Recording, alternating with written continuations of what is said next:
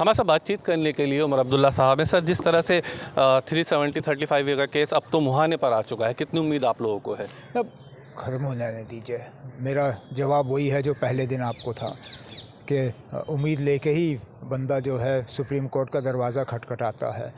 और जिस तरह अभी तक हुकूमत की तरफ से जवाब आया है, तमाम जो इश्यूज़ जो पिटिशनर्स के जो वकील हैं उन्होंने उठाए हैं, मुझे तो नहीं लगता है कि जवाब कोई ख़ास जवाब था हुकूमत के पास। लेकिन आखिरकार फ़ैसला चीफ़ जस्टिस और उनके जो 4 सहयोगी जज हजरात हैं उनको करना है। हमने अपने तरफ से जितना हम कर सकते थे किया।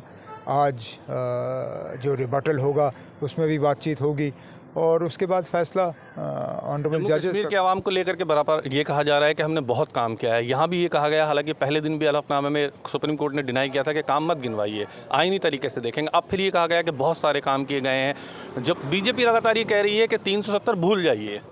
अब वो कहें, उनका हक है कहना। जमहूरियत में हमें भी उतना ही हक है अपनी बात रखने का जितना उनको है। ना उनके कहने पे कोई भूल जाएगा, ना हम ये लड़ाई छोड़ेंगे। जहाँ तक काम की बात है, क्या इससे पहले काम नहीं हुए?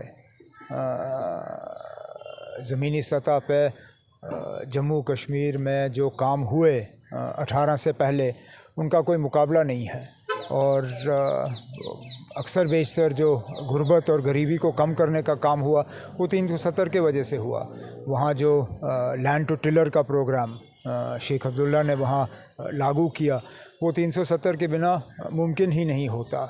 तो कहने की तो बहुत बातें हैं, लेकिन सही बात जो सुप्रीम कोर्ट ने पहले दिन कहा कि आइन और कानून, इन चीज़ों को नज़र में रखा जाएगा बनिस्बत के वो जो चीज़ें बीजेपी यहाँ लाने की कोशिश कर रही है। सरोर टोल प्लाज़ा पर लगातार जम्मू के लोग प्रोटेस्ट कर रहे हैं। सरोर टोल प्लाज़ा बहुत अहम एक इशू बन चुका है।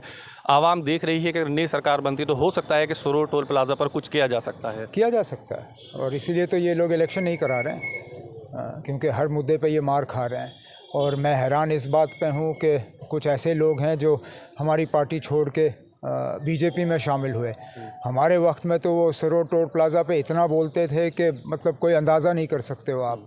वो तो तोड़ने की तैयारी कर रहे थे और उसको जलाने की बात कर रहे थे नेशनल कॉन्फ्रेंस में रह के। आज उनकी आवाज़ों को क्या हुआ? स्मार्ट मीटर को भी हम देख रहे हैं सर, स्मार्ट मीटर पर भी जम्मू कश्मीर में, पूरे जम्मू कश्मीर में प्रोटेस्ट हो रहे हैं। अब जहाँ आप लोगों के साथ जुल्म करोगे वहाँ प्रोटेस्ट होगा ही होगा।